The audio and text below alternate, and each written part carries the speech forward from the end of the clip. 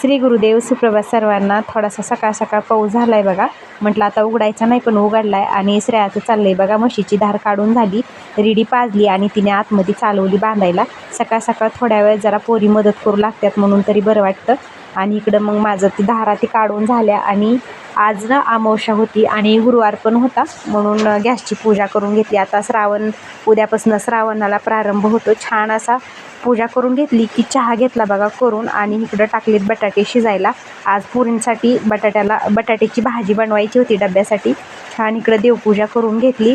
आता पहिलंच तर सगळं काम ठेवावं वाटतं आणि देवपूजा करावं वाटते.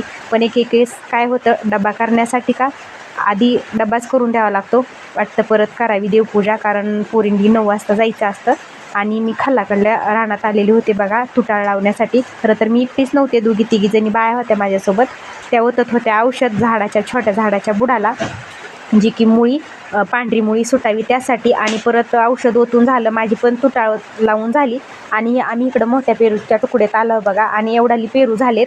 आणि नीताताई बोलवतात या पेरू खायला असं सांगायला लागल्यात नीताताई.